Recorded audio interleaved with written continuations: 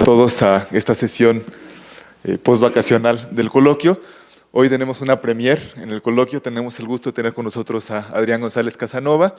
Adrián estudió la licenciatura aquí en la Facultad de Ciencias y posteriormente hizo un posgrado en Alemania, y después de una larga estancia en Alemania, lo tenemos con nosotros como investigador desde finales del año pasado. Entonces me da mucho gusto tenerlo aquí. Nos va a hablar de dualidad para procesos de Markov y ecuaciones diferenciales. Gracias, Adrián. Pues muchísimas gracias por la invitación. Para mí es un gusto hablar en este seminario y es un gusto estar de regreso en este instituto. Entonces es muy simbólico para mí dar el seminario. Y en efecto voy a hablar de dualidad para procesos de Markov. Este título ya no dice y ecuaciones diferenciales, por la razón de que una ecuación diferencial es un ejemplo de un proceso de Markov, ¿no? Era un poco amarillista mi título anterior para ver si animaba a algunos que no les gusta la probabilidad, pero déjenme empezar diciendo qué es un proceso de Markov, o al menos cómo podemos pensar en ellos. Pues pensemos en trayectorias, y pues estamos en este punto en la trayectoria, y un proceso va a ser de Markov si el siguiente punto de la trayectoria depende únicamente del lugar en el que está aquí y no de todo lo que pasó antes, ¿no? Entonces, claro, una ecuación diferencial es un proceso de Markov, ¿no? Ya que está en un punto, sabe exactamente lo que tiene que hacer, ¿no? Pero en general, la diferencia entre una ecuación diferencial y un proceso de Markov en general es que el proceso de Markov va a decidir a dónde ir con cierta probabilidad, ¿no? Podemos de alguna manera pensarlos como generalizaciones probabilísticas de ecuaciones diferenciales. Y ahora vamos a hablar de dualidad. ¿Qué es dualidad? Bueno, aquí está la definición, no la vean mucho. Lo que quiero decir con dualidad es que tengo dos procesos de Markov y tengo una función que permite traducir propiedades de un proceso en términos del otro proceso, ¿no? Entonces, significa que sean duales. Para hablar de dualidad de procesos, necesito una tripleta de cosas. Dos procesos, X y Y una función, que es la que me va a ayudar a traducir entre mis procesos, ¿no? Y, bueno, la definición matemática de dualidad es esta cosa de aquí. Yo tengo una esperanza, que ahorita vemos qué significa. Para los probabilistas una esperanza es lo que para los analistas es una integral.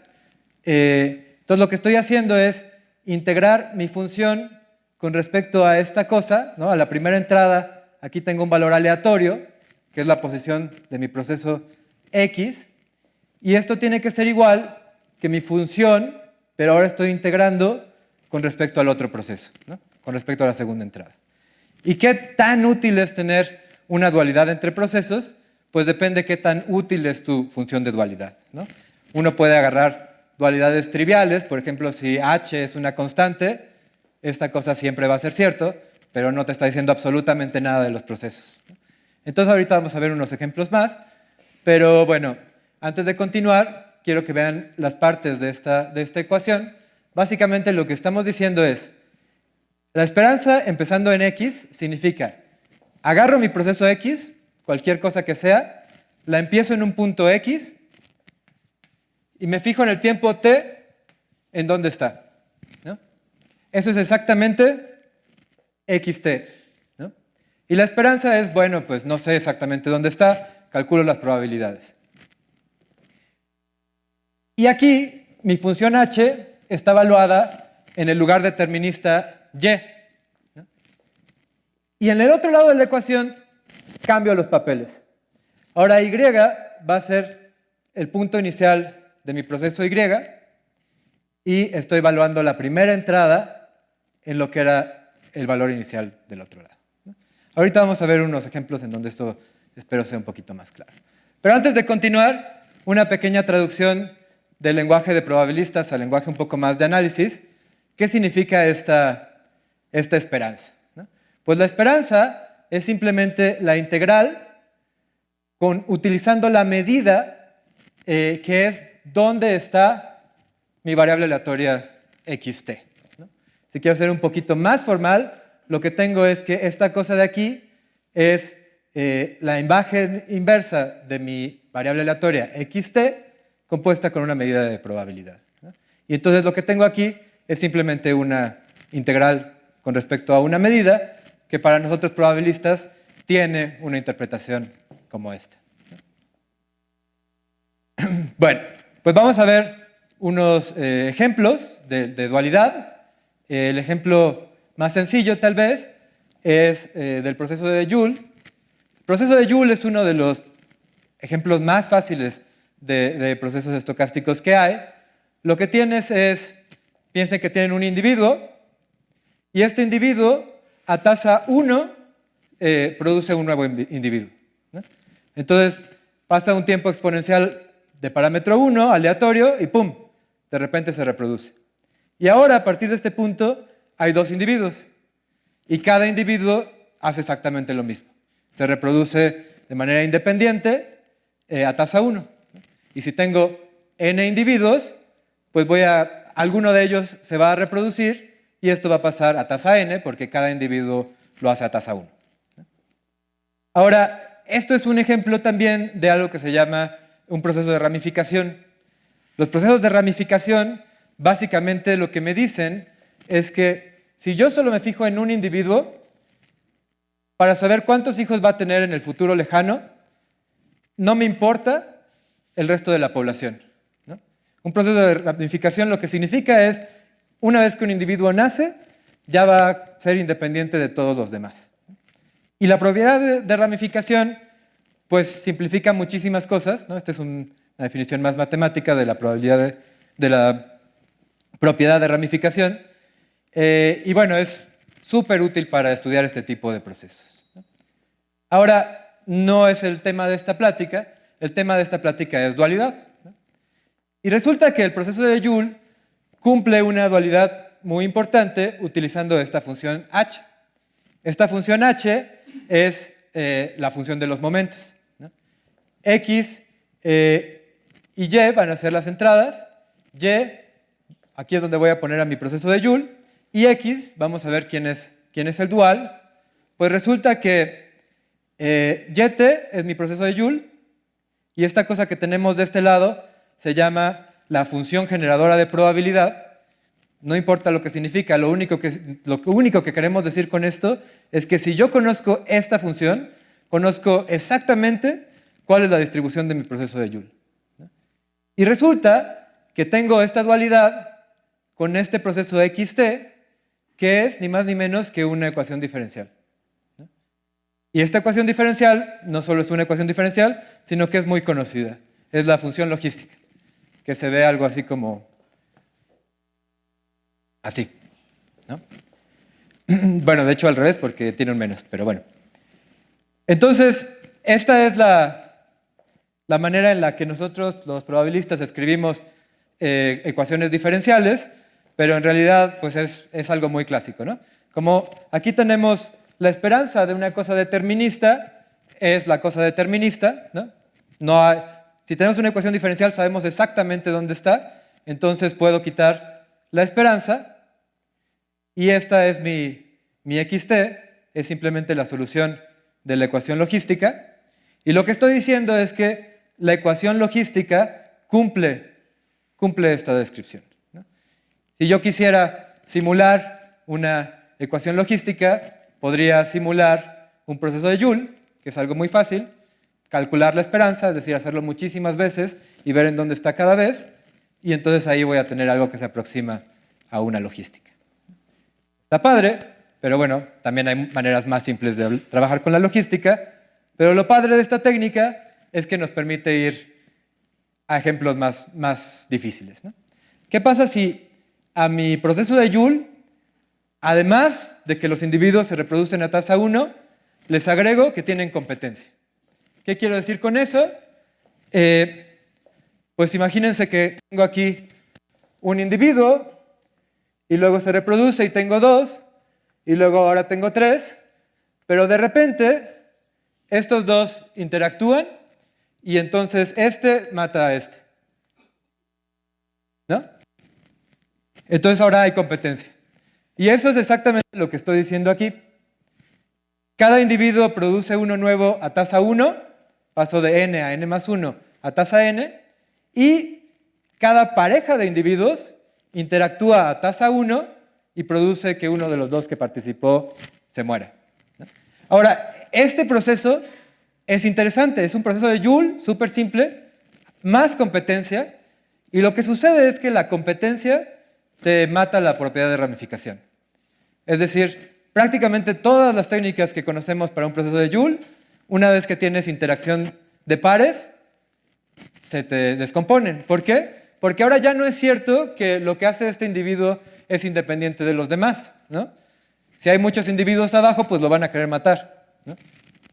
Entonces, la propiedad de ramificación se pierde, pero lo que no se pierde es la dualidad, ¿no? Entonces, la dualidad sí continúa siendo útil, ¿no?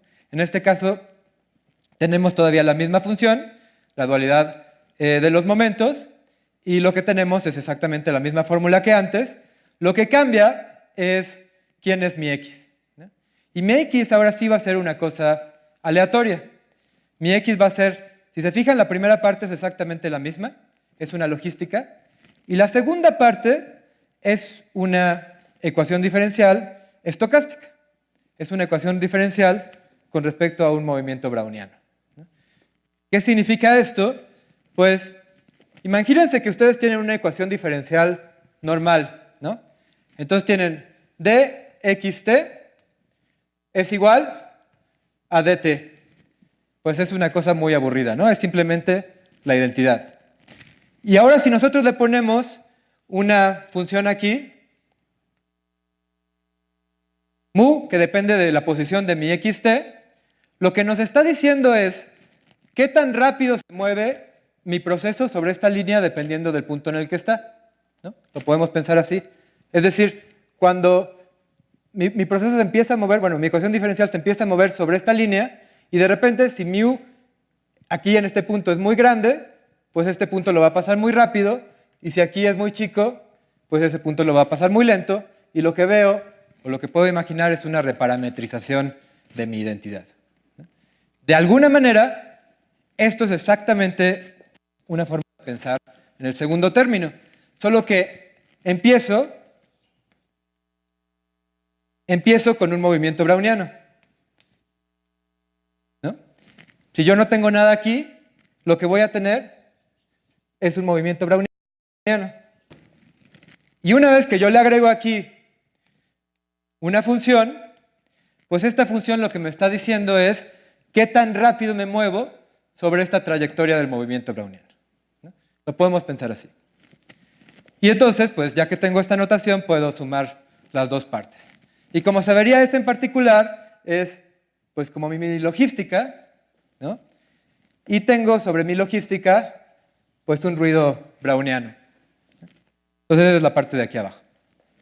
Ahora, esto es como una introducción rápida a dualidad, y lo que quiero platicarles es por qué esta dualidad en particular es importante para mí, ¿no? Porque aparece mucho en el área en la que yo trabajo, que se llama genética de poblaciones. Luego les quiero platicar de qué nos sirve encontrar este tipo de dualidades en una cosa un poquito más aplicada, y al final quiero presentar la pregunta, cuya respuesta no tengo, de qué ecuaciones diferenciales tienen una dualidad con un proceso de ramificación. Entonces es el menú de hoy, y empezamos a hablar de genética de poblaciones. El modelo cero de genética de poblaciones se llama la gráfica aleatoria de Wright-Fisher, en donde tenemos generaciones, cada columna es una generación, y cada generación tiene la misma cantidad de individuos.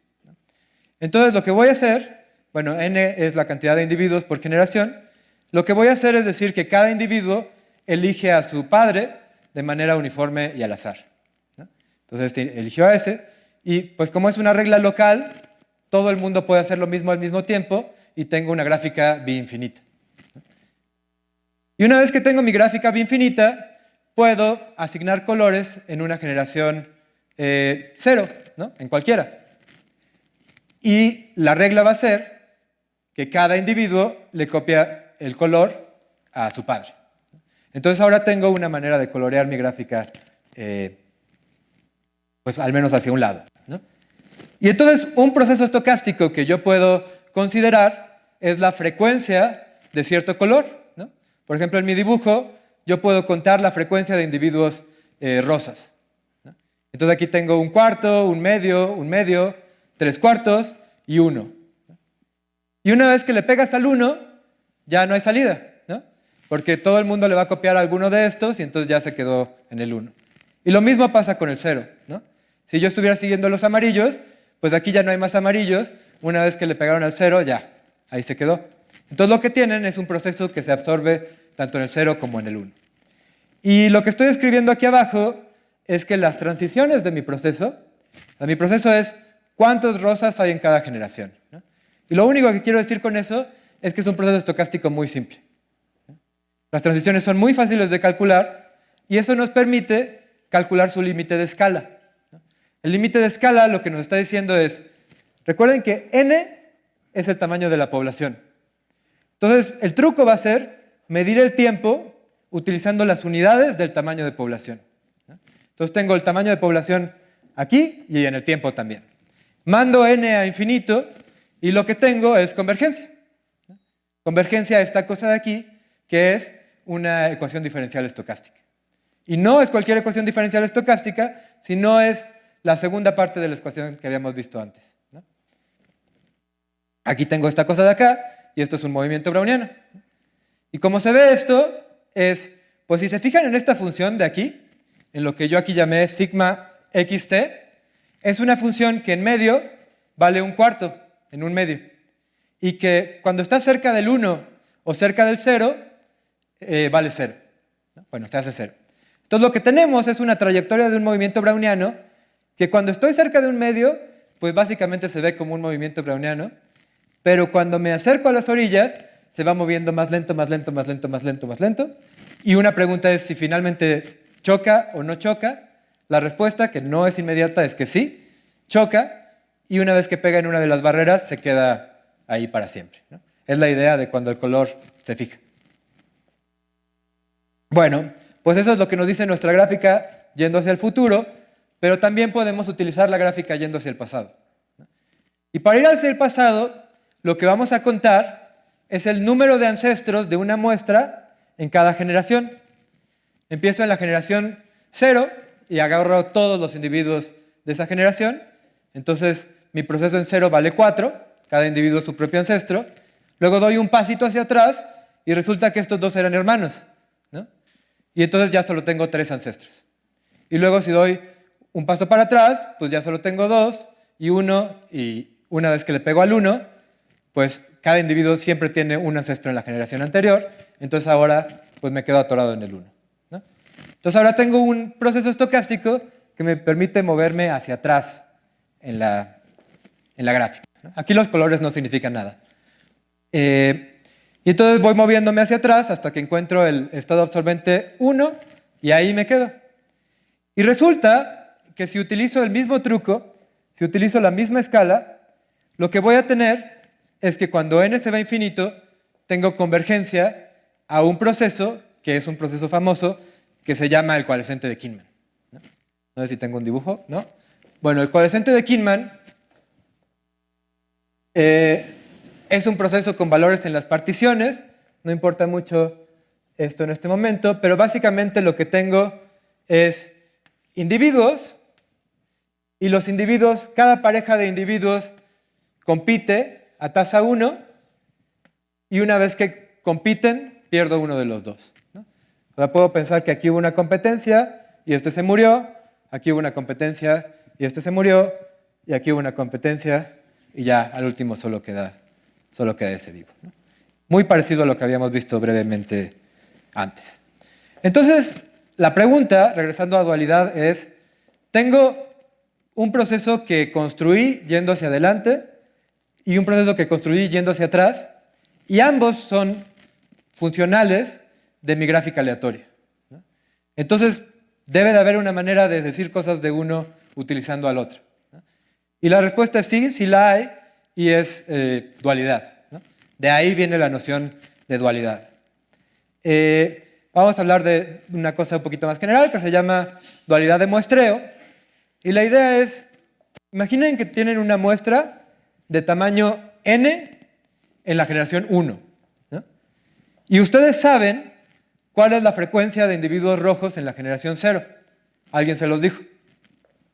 Entonces la pregunta es, ¿cuál es la probabilidad de que todos mis individuos aquí sean color rojo?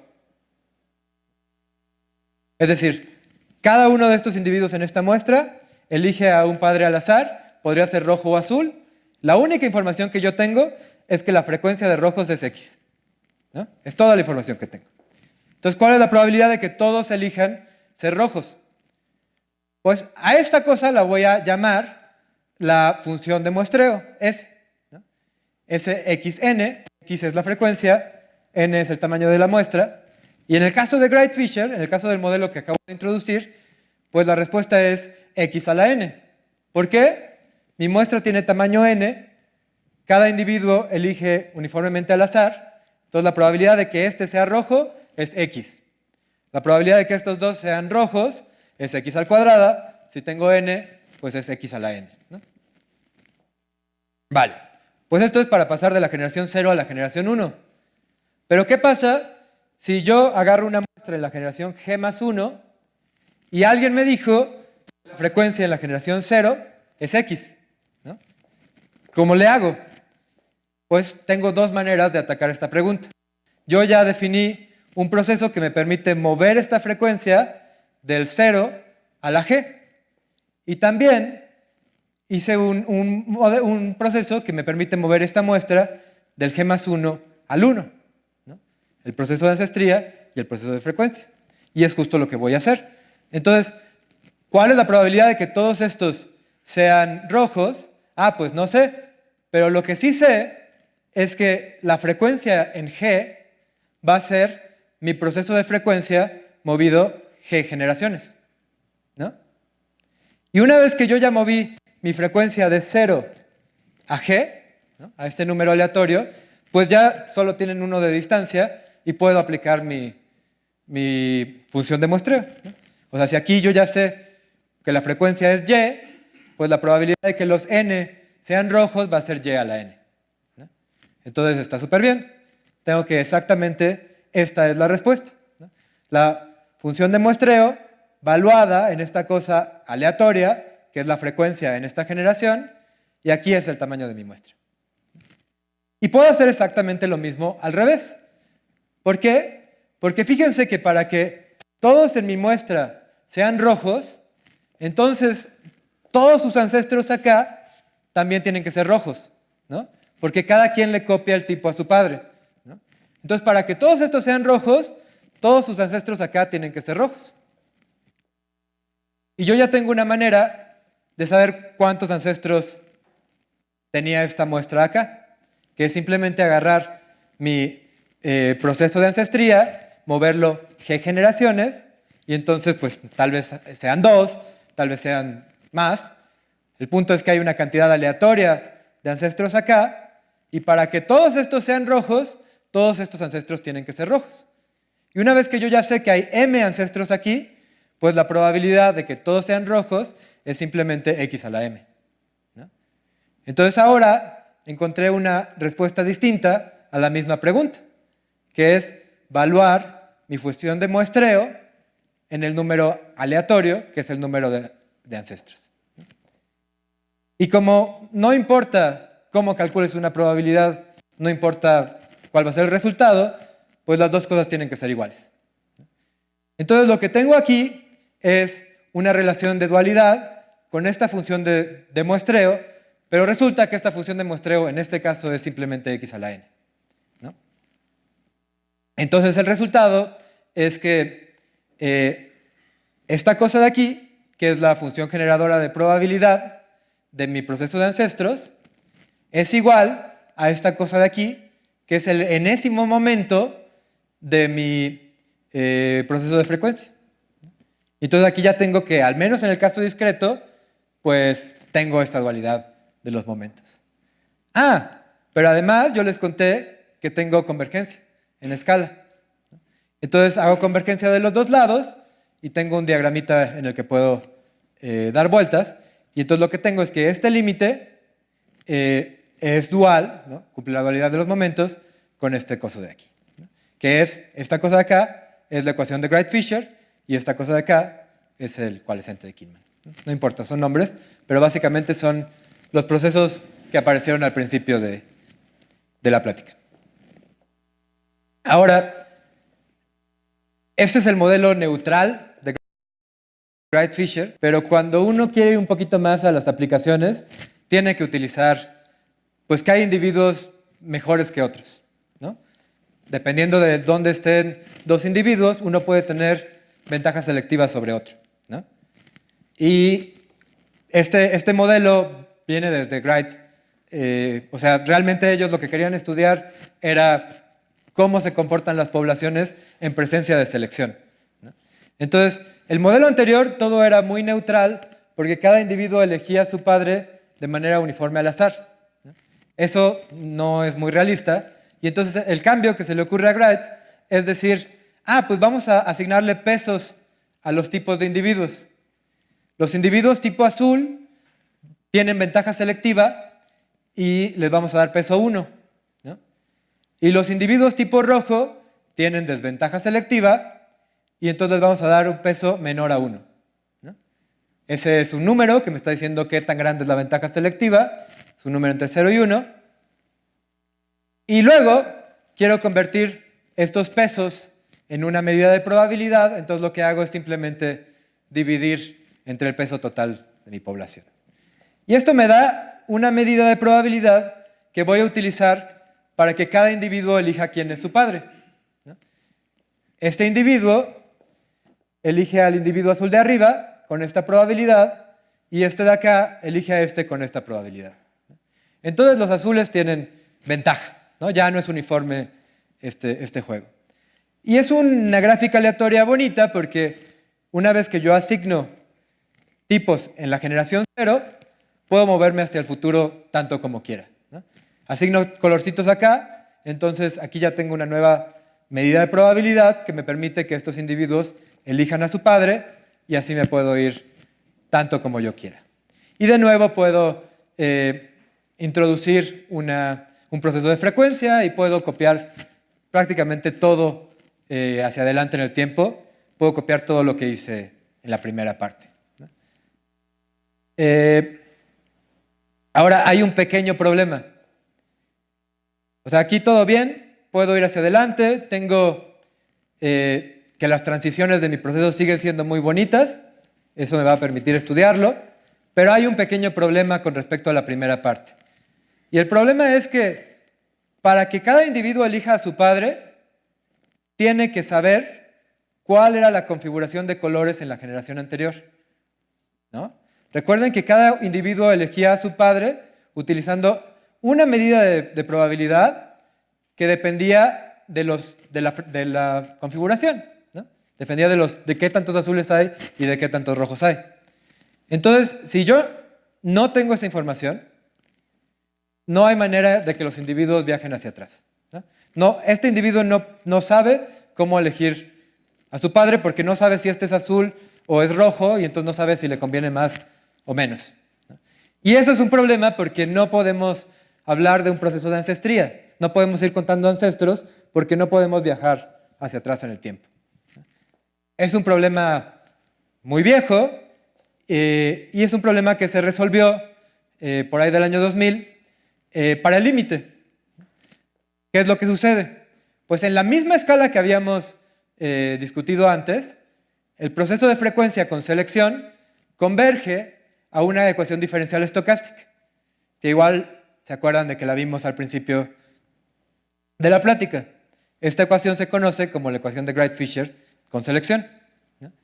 Y resulta que tienen esta convergencia a esta cosa que se ve así. Y a pesar de que no hay una dualidad para el caso discreto, lo que Krohn y Neuhauser vieron es que el límite, esta ecuación diferencial, sí tiene un dual, ¿no? Y eso, por motivos históricos, nos da una noción de ancestría, nos da una noción de cómo ir hacia atrás en el tiempo, ¿no? Y el dual resulta que es justo el proceso que vimos al principio, solo que con una interpretación un poquito distinta. Lo que tenemos son individuos, que cada individuo produce un individuo nuevo a tasa 1, como lo habíamos visto al principio. Si tienes n, pues hay una reproducción a n, y luego cada pareja de individuos compite, ¿no? Y hay una coalescencia. La única diferencia es que ocupa este número de individuos también para crear una gráfica aleatoria, ¿no? Por ejemplo, aquí empecé con 3 individuos, luego estos dos coalescieron, es decir, se pegaron, les pego un vértice aquí, y luego sigue la cosa, y estos dos coalescieron y les pego un vértice aquí, y luego tiene una reproducción aquí, y este tiene una reproducción acá. Entonces, si nada más cuento el número de individuos, es exactamente el proceso que describimos antes, pero además ellos le ponen una estructura de gráfica aleatoria. Y esa gráfica aleatoria viene con una manera de colorear la gráfica aleatoria. Lo que ellos dicen es, deja correr tu proceso hasta el tiempo t, y en el tiempo t, a cada línea final de tu gráfica, asígnale un color que puede ser azul o rojo. Y va a ser rojo con probabilidad X. Y recuerden que esta cosa está vinculada a selección. Entonces, la regla es, cada individuo copia el tipo de su padre, ¿no? Este rojito copió a cualquiera de los dos y es rojo. Pero la regla en donde se esconde la selección es que cuando un individuo tiene la capacidad de elegir entre rojo o azul, siempre elige azul. Así es la manera que ellos decidieron de colorear este modelo, ¿no? Si solo tienes rojo, eliges rojo. Si tienes la opción de ser azul, eliges azul. Entonces, ¿qué sucede? Para que todos los individuos al final sean rojos, ¿qué es lo que tendría que pasar? Si un azulito se me pone aquí, pues cada vez que se encuentre un rojo va a ser el que pase, ¿no? Entonces, para que todos sean rojos acá, todos tienen que ser rojos aquí, ¿no? ¿Y cuál es la probabilidad de que todos sean rojos acá? Pues es el número de individuos que hay a este tiempo, y cada uno de ellos es rojo con probabilidad X, ¿no? Entonces es simplemente esta cosa de acá, que ya ha aparecido mucho, es la función generadora de probabilidad de mi proceso del número de individuos del número de vértices en esta gráfica. ¿Qué tiene que ver esto con lo anterior?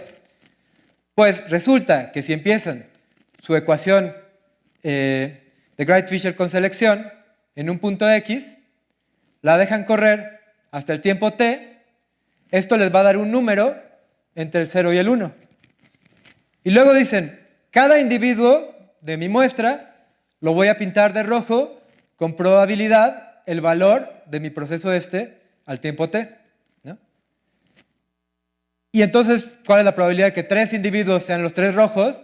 Pues es el valor de mi proceso a la 3. Cada uno fue pintado de manera independiente, ¿no? Y esto lo tengo que pensar como la frecuencia de individuos de tipo rojo, y una vez que llego aquí, agarro una muestra al azar, ¿no?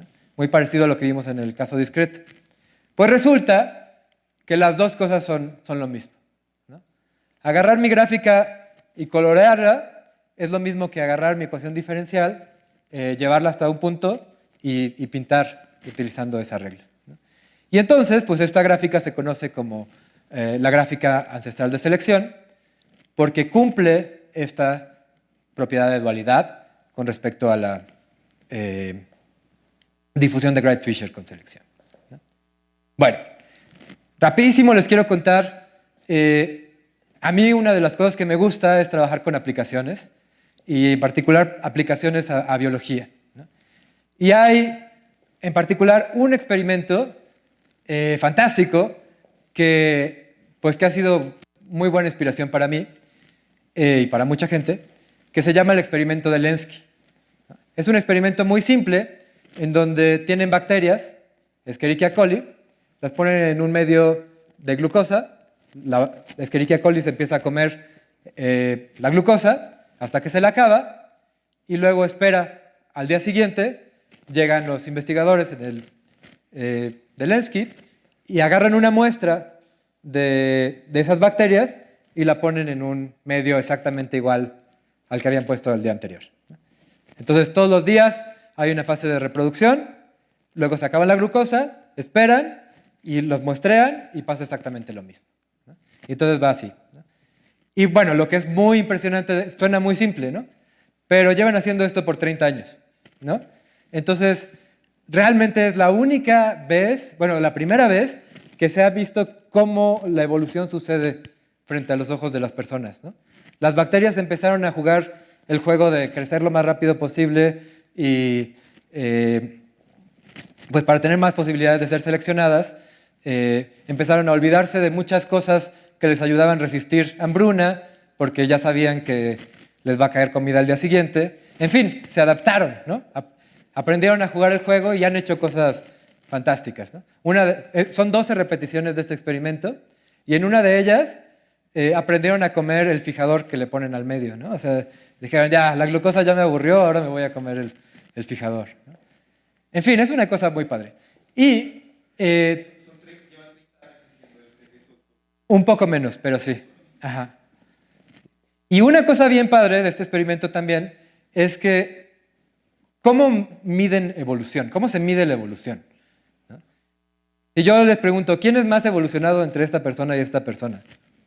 Pues, ¿quién sabe, no? ¿Cuántas unidades de evolución tiene tal cosa, no?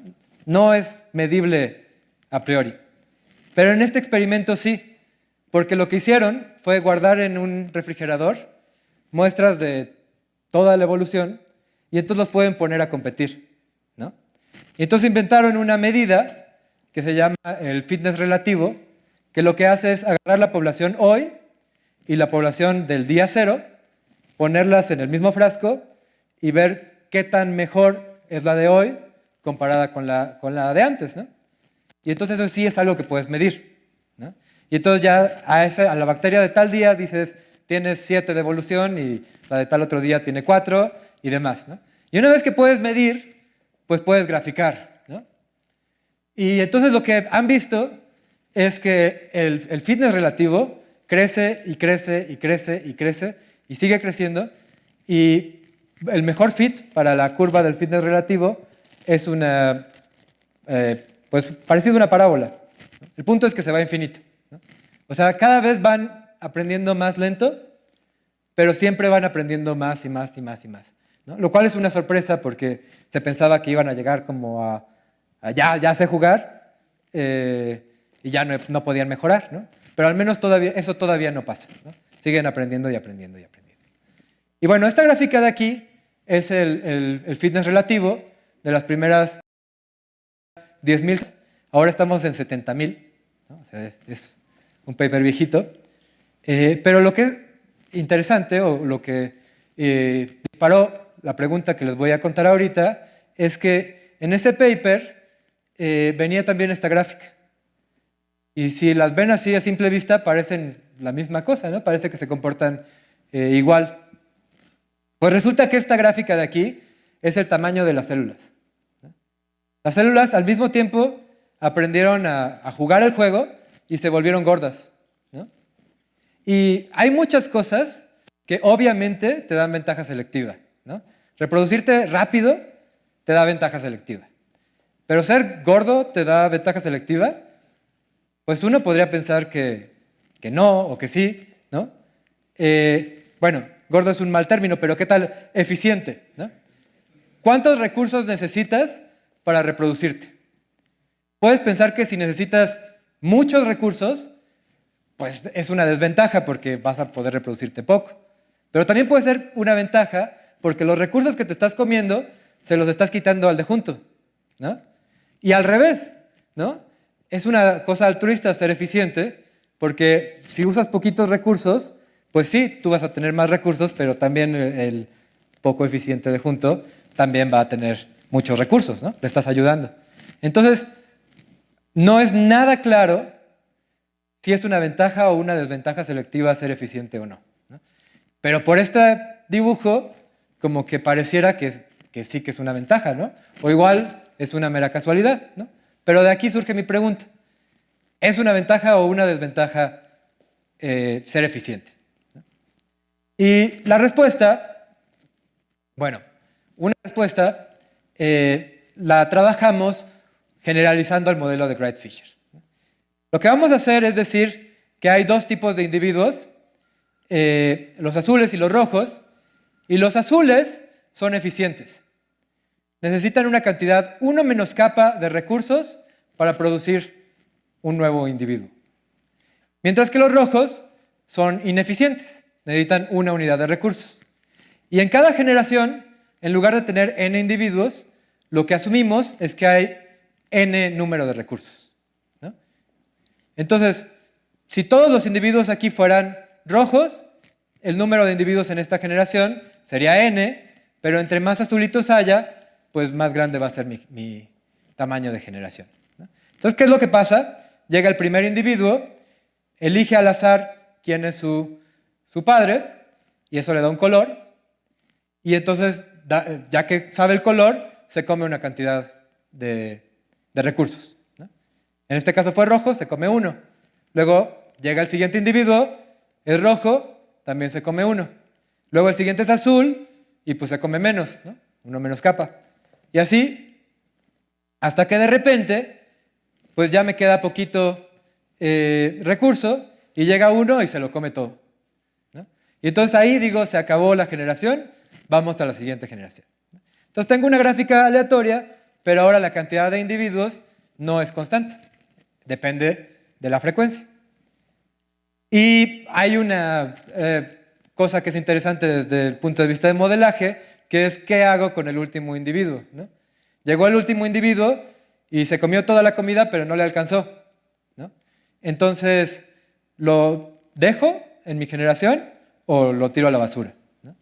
No hay una respuesta correcta, es una decisión de modelaje, y de hecho en el paper seguimos las dos direcciones, pero ahorita vamos a hablar del modelo 1, es decir, sí lo dejo en mi población.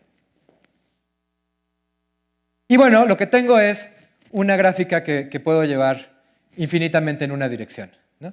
Una vez que conozco esta generación, puedo construir la que sigue y la que sigue, y así puedo construir todo. Y el resultado, con Juan Carlos Pardo de CIMAT,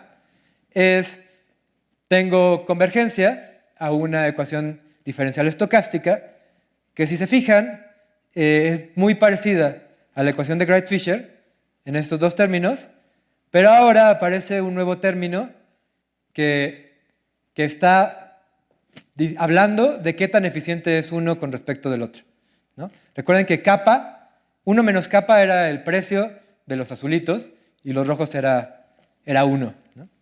Entonces me aparece un término nuevo acá. Y bueno, regresando aquí, tengo el mismo problema que con selección. Si yo quiero saber quién es el ancestro de este, pues quién sabe, ¿no? Porque no tengo la más remota idea de cuántos individuos hay en la generación anterior.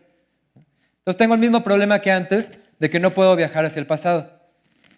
Pero puedo usar la misma solución de Kronig-Neuhauser, que es, en el caso discreto no sé qué está pasando, pero en el límite continuo sí puedo encontrar un dual. Y el dual es este amigo de aquí, muy parecido a la gráfica ancestral de selección de Kronig-Neuhauser. Si se fijan, lo que tenemos es que los individuos se reproducen y tienen competencia.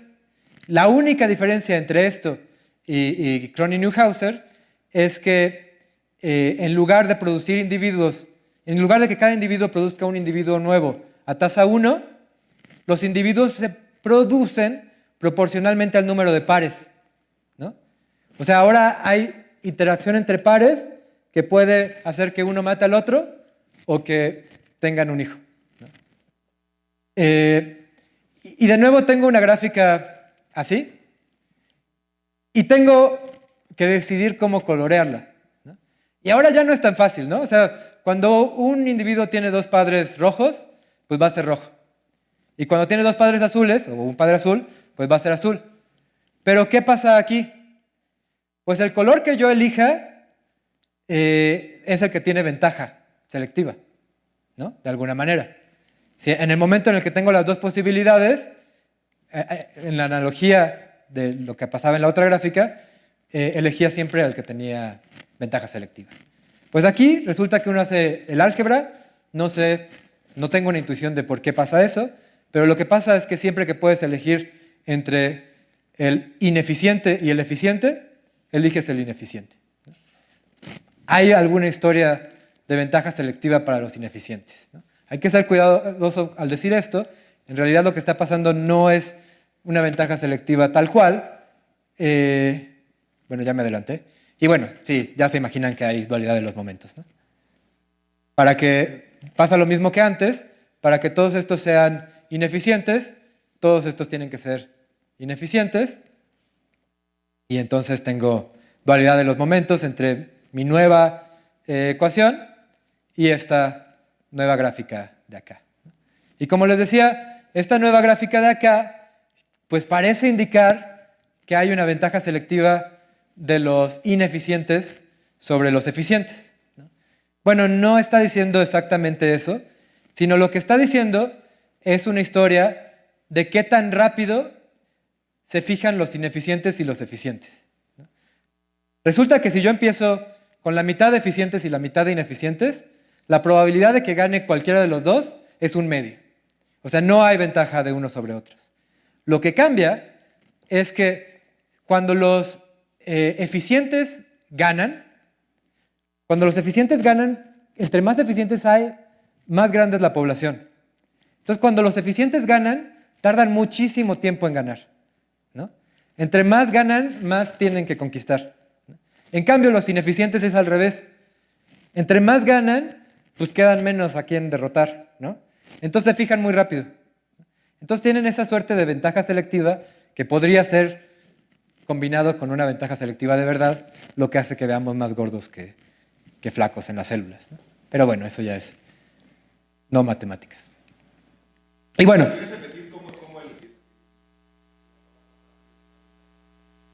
el acabar más rápido.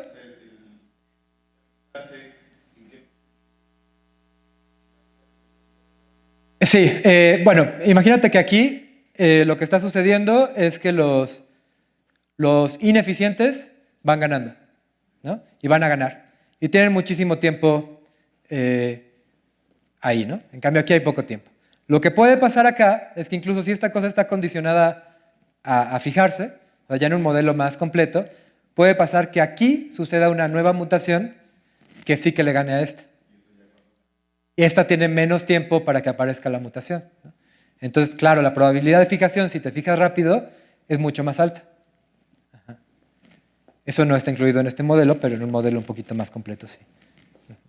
Bueno, pues quiero acabar la plática hablando de un proyecto. Uno dice que es work in progress cuando ya va más adelantado que esto, ¿no? Es realmente el resultado de una semana de discusión con un amigo probabilista y que quiero presentar aquí porque creo que pide a gritos un colaborador que sepa de sistemas dinámicos, ¿no? Que no sea probabilista, sino que sea pues más hacia ecuaciones diferenciales. La pregunta es, imagínense que tienen una ecuación diferencial, la que sea, puede ser compleja, puede ser real, puede ser un subconjunto de los reales.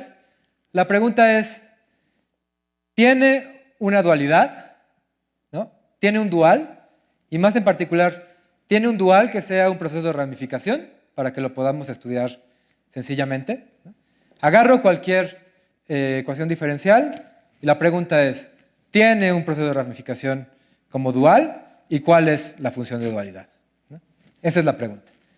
Y tenemos la respuesta si no se fijan en que estamos dividiendo por cero en varias ocasiones. Pero en realidad siento que hay un resultado muy padre a continuo, que hay que sacar de ahí, ¿no? Entonces, bueno, agarren una ODI y agarren un proceso de ramificación, que básicamente significa que una vez que nace un individuo es independiente de todos los demás, ¿no? Es un proceso que se reproduce y muere. Y definimos estas tres cosas. La primera cosa, Q, depende de las transiciones de mi proceso de ramificación únicamente. Y aquí es donde, pues, de vez en cuando dividimos entre cero. Es simplemente 1 entre esta Q y la antiderivada. Y luego tomamos la antiderivada de esta cosa de aquí. Es una función G. Bueno, pues si asumimos que existe esta composición, básicamente si asumimos que podemos invertir a esta cosa de acá, resulta que tenemos dualidad, ¿no? Resulta que esta H es exactamente la dualidad entre mi ODI y mi proceso de ramificación, ¿no? Lo cual, en el mundo perfecto donde realmente podemos calcular H, está padre porque nos dice de simular H, de simular XT inmediatamente, ¿no? Y además, si además pedimos que H es invertible, pues es un resultado de existencia para mi ODI, ¿no? O sea, yo nunca dije que mu que tenía que tener una solución, ni nada, ¿no? Entonces, claro, la razón por la que esto es tan general es porque sí estamos dividiendo entre cero muchas veces, pero saber cuándo existe esto y cuándo no nos puede dar un criterio distinto de existencia que viene con una manera súper bonita de simular este tipo de soluciones. Y con esto termino.